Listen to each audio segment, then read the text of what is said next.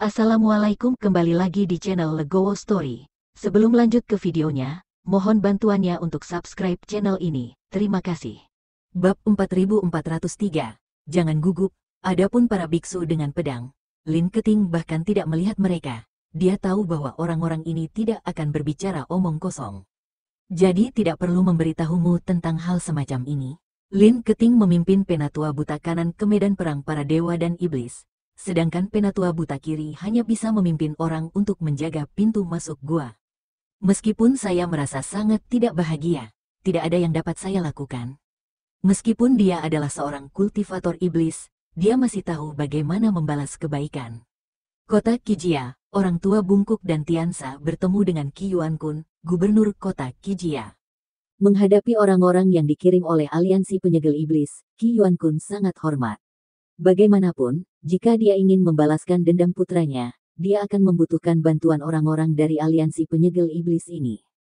Direktur Qi, karena kota Kijia Anda telah bergabung dengan aliansi penyegel iblis, kami adalah satu keluarga, dan tidak perlu bertele-tele. Anda dapat membawa kami langsung ke kota Zujia, menghancurkan kota Zujia, dan menangkap ngomong-ngomong, kota Zujia. Tetaplah di sini dan Chen Ping membalaskan dendam putramu. Tapi kami datang terburu-buru dan menghabiskan banyak energi spiritual di sepanjang jalan. Kami perlu memulihkan kekuatan fisik kami untuk sementara. Kata lelaki tua bungkuk itu secara langsung kepada Qi Yuankun. Artinya jelas, ini meminta Qi Yuankun menggunakan sumber daya. Bagaimanapun, itu perlu untuk menambah kekuatan fisik, yang bukan sesuatu yang dapat Anda lakukan hanya dengan berbicara. Anda harus memiliki sumber daya. Qi Yuankun tertegun sejenak. Tetapi kemudian dia bereaksi dan berkata, tentu saja, Anda datang untuk membantu saya tidak bisa membiarkan Anda kelaparan. Saya akan memerintahkan Anda untuk turun dan mengumpulkan sumber daya kota Kijia untuk Anda gunakan. Tetapi wilayah timur berada di daerah terpencil dan tidak memiliki banyak sumber daya. Tolong jangan membencinya. Tentu saja tidak. Direktur Qi punya niat, jadi bagaimana kami bisa tidak menyukainya? Si bungkuk tua pria juga sangat senang melihat Qi Yuankun bertingkah seperti ini. Tetapi pada saat ini, angin kencang menerpa, dan kemudian bayangan hitam muncul di aula. Qi Yuankun tiba-tiba menjadi gugup. Ketika dia membuka mulutnya, dia tidak menyangka seseorang akan masuk ke aula kamarnya dengan mudah. Direktur Qi, jangan gugup, ini hanya salah satu muridku. Orang tua bungkuk itu melihat ini dan buru-buru menjelaskan. Ketika Qi Yuankun mendengar ini, dia menghela nafas lega. Jika musuh bisa masuk dan keluar kamarnya dengan mudah, apakah dia masih aman? Tian Luo, aku tidak memintamu untuk pergi menjelajahi tempat di mana langit dan bumi mengalami fenomena aneh. Mengapa kamu kembali begitu cepat? Tanya lelaki tua bungkuk itu, Master Sekte. Saya bertemu Chen Ping di jalan. Saya bertarung dengannya beberapa kali. Tetapi saya tidak menyangka anak itu cukup mampu. Selain itu, mereka memiliki banyak orang. Saya berlari kembali untuk menghindari penderitaan akalah. Tian Luo berkata jujur, Chen Ping. Ketika Qi Yuankun mendengar kata Chen Ping, dia langsung marah. Dan kemudian dia tiba-tiba berlutut ke arah lelaki tua bungkuk itu. Tolong juga minta Tuan Tian untuk segera membunuh Chen Ping dan membalaskan dendam putraku. Untuk sumber daya, saya bersedia mendedikasikan semua sumber daya kota Kijia kami.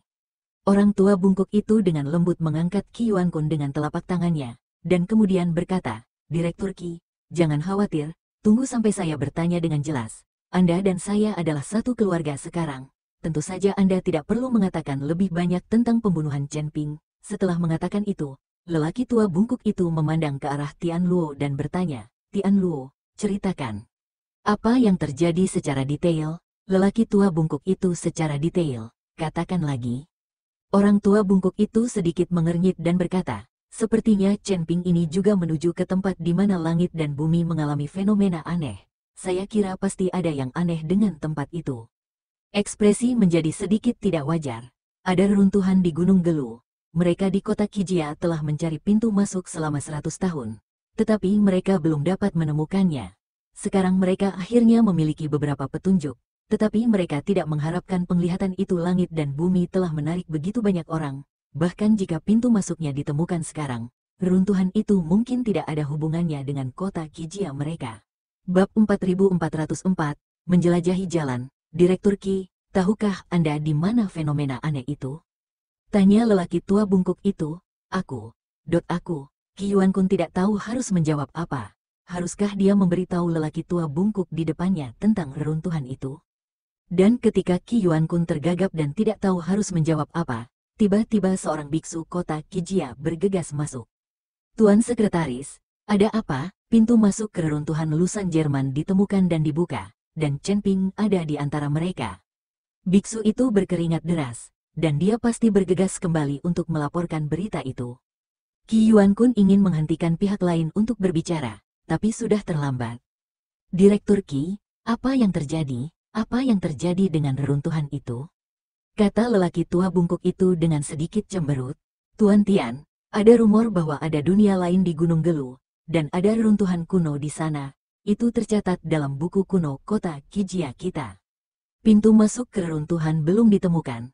Sekarang fenomena aneh sering muncul di bumi, itu pasti ada hubungannya dengan reruntuhan. Sekarang pintu masuk ke reruntuhan telah ditemukan, saya yakin pasti ada banyak harta karun di dalamnya. Qi Yuankun hanya bisa mengatakan yang sebenarnya. Mendengar ini, mata lelaki tua bungkuk itu tiba-tiba bersinar emas. Direktur Qi, di mana buku-buku kuno itu? Bawakan kepadaku dan biarkan aku memeriksanya dengan cermat. Kata lelaki tua bungkuk itu, Master Sekte, sekarang reruntuhannya telah ditemukan dan dibuka. Anda membuang-buang waktu dengan memeriksa buku-buku kuno, dan saya khawatir semua hal baik akan diambil.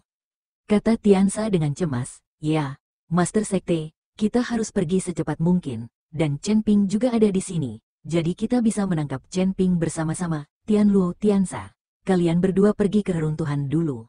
Dengan kekuatan kalian berdua, sama sekali tidak ada masalah dalam menangkap Chen Ping. Tapi cobalah untuk tidak memberikannya. Ketika orang lain berkonflik, tahan diri Anda. Fenomena aneh muncul dari dalam bumi di hari itu, dan pintu masuk ke reruntuhan akan muncul.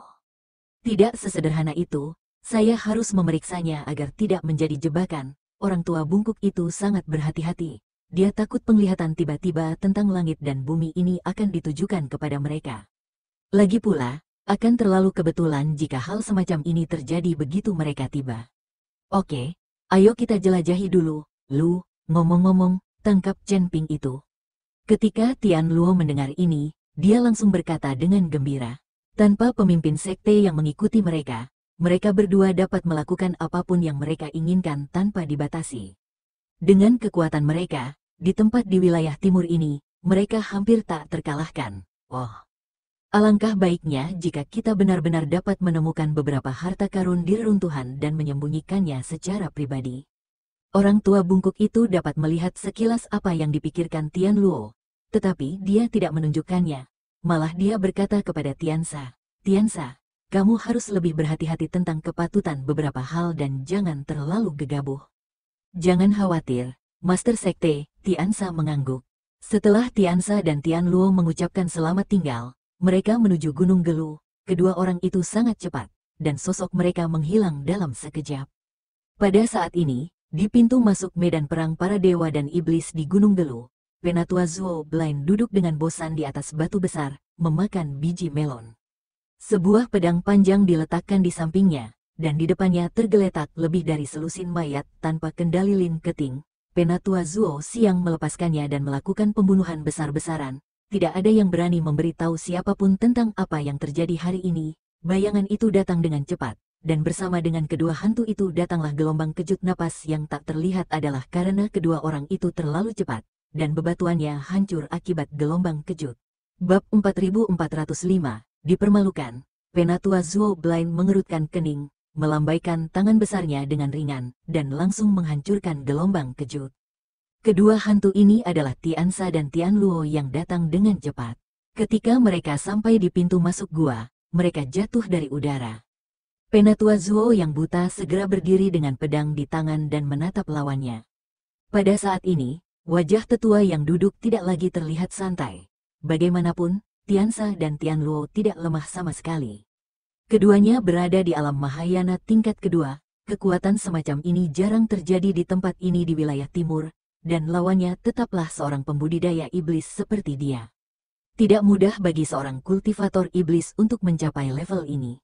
Anda harus tahu bahwa ruang hidup para pembudidaya setan sangat kecil di dunia para dewa dan manusia, dan tidak banyak sumber daya yang tersedia. sehingga tidak mudah untuk berkultivasi ke alam Mahayana.